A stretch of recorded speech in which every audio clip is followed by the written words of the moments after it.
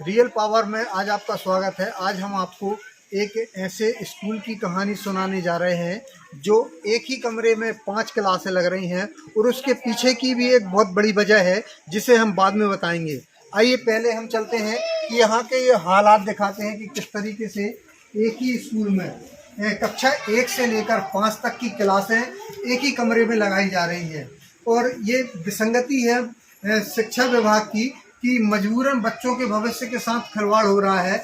और आखिर इसकी क्या वजह है, हम खुद प्रिंसिपल से पूछेंगे कि प्रिंसिपल साहब बताएं कि आखिर ये स्थिति ऐसी क्यों निर्मित है कि बच्चों को एक ही क्लास के 5 बच्चों को एक साथ पढ़ाना पड़ रहा है एक ही कमरे में।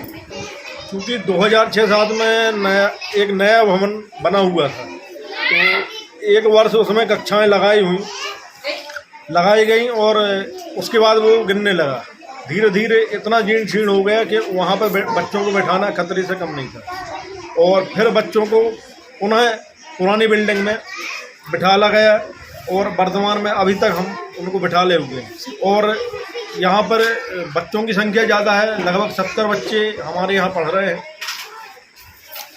70 बच्चों के हिसाब से कक्षा तो पूर्ण नहीं हो सकता है। आप एक शिक्षा विभाग के जिम्मेदार पद पर भी हैं, तो क्या कहेंगे कि किस तरीके का ये नया भवन बना उसमें भ्रष्टाचार हुआ है और उसकी क्या जांच होनी चाहिए? बिल्कुल जांच तो होना ही चाहिए, क्योंकि उसमें ऐसा लगता है कि तलाई भी नहीं हुई और जो मटेरियल लगा है वो कम लगा है, कमज़ोर लगाया गया है, तो उसकी जांच जरूर होना चाहिए। क्या बड़ा भ्रष्टाचार समझ में आता है? बहुत बड़ा। हम शिक्षक टीचर्स भी हैं यहाँ पर, उनसे पूछेंगे कि आखिर क्या स्थिति है स्कूल की और कैसे उनको पढ़ाई में दिक्कतों का सामना करना पड़ रहा है। यहाँ हम लोगों को ना बारिश के समय बहुत दिक्कत है और वैसे भी बच्चे ना बहुत सारे हमारे यहाँ उपस्थिति ज़्यादा रहती है, सारी उपस्थिति रहती है। आज बारिश होने की वजह से उपस्थिति भी कम आई है बच्चों की, फिर भी आप देख सकते हैं सारे बच्चे कितने कैसे बैठे हुए हैं। वहाँ से बौछार आती है तो पानी पूरा ये बरामदे में आता है और पूरे बच्चों को हम लोग को एक ही क्लास में बिठाना पड़ता है। तो कौन कौन सी क्लास पर एक साथ लगते हैं? 1 से लेकर 5 तक के क्लास के सारे बच्चों को एक ही रूम में बिठा के हम लोग अध्यापन कार्य कराते हैं। तो मैम एक बात और समझाइए कि यदि एक ही क्लास में एक ही जगह पर 5 क्लासें लगेंगी तो बच्चों को क्या समझ में आएगा? क्या नहीं आता, पर हम लोग क्या कर सकते हैं, हम लोग अपना अपना काम तो करेंगे।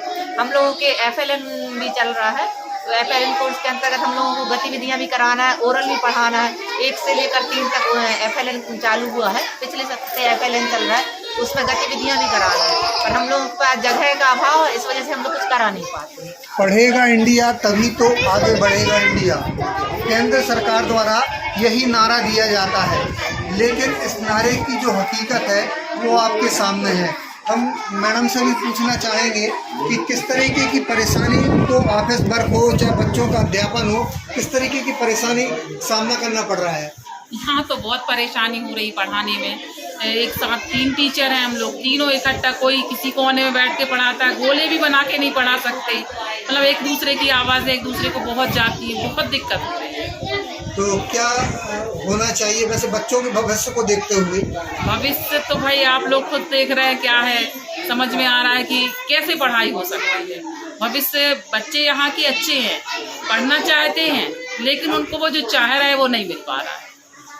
तो टीचरों का साफ कहना है कि जो परिस्थितियाँ यहाँ पर निर्मित हो रही हैं वो कहीं ना कहीं बच्चों के भविष्य को अंधकार में डाल रही हैं। आइए हम इसकी मुख्य वजह बताते हैं कि आखिर क्या वजह है जिसके चलते ये स्थिति निर्मित हुई है। तो ये देखिए पास में ही एक नया भवन कुछ वर्षों पूर्व बनकर तैयार हुआ था। आइए हम उस भवन को पास आपको लेकर चलते हैं कि किस तरीके से ये नया भवन बनकर तैयार हुआ था। और ये पूरा का पूरा भवन जो है भ्रष्टाचार की भेंट चढ़ गया है। देखिए आप खुद, ये है नया वो भवन, स्कूल का वो भवन है। और सबसे बड़ी बात यह है कि जिम्मेदार जो नरसिंहपुर के अधिकारी हैं, चाहे वो कलेक्टर हो, चाहे जिला पंचायत CO हो, चाहे नरसिंहपुर के प्रभारी मंत्री हो या शिक्षा विभाग हो, कभी इसकी सुध लेने नहीं आते। और देखिए ये भवन की जो दुर्दशा है, यदि यहाँ पर बच्चों को पढ़ाया जाता है तो कभी भी कोई हादसा भी हो सकता है। और यही वजह है कि स्कूल के प्राचार्य हो या टीचर हो, वो बच्चों को यहाँ पर लाना नहीं चाहते, क्योंकि वह उनके भविष्य के साथ खिलवाड़ नहीं करना चाहते हैं। देखिए किस तरीके से ये जो नया भवन है वो भ्रष्टाचार की भेंट चढ़ चुका है, और इस पर अब तक कोई ऐसी विशेष जांच भी नहीं हुई कि दोषियों पर कार्रवाई की जा सके। शिक्षा की बात केंद्र सरकार हो या राज्य सरकार हो, बड़े बड़े दावे तो करती है, लेकिन दावे की हकीकत जो सामने है उसे आप खुद देख सकते हैं कि किस तरीके से ये भवन जो है भ्रष्टाचार की भेंट चढ़ चुका है, और उसके बाद भी शासन प्रशासन इसकी सुध नहीं ले रहा है। अब आने वाले समय में ये देखने वाली बात होगी कि शासन ऐसे भ्रष्टाचारियों पर क्या कार्रवाई करती है, और साथ साथ बच्चों के भविष्य से खिलवाड़ ना हो उसके लिए कब तक एक नया भवन बनाकर देती है, ताकि बच्चों का भविष्य बन सके और वह गर्व से कह सकें कि पढ़ेगा इंडिया तभी तो आगे बढ़ेगा इंडिया।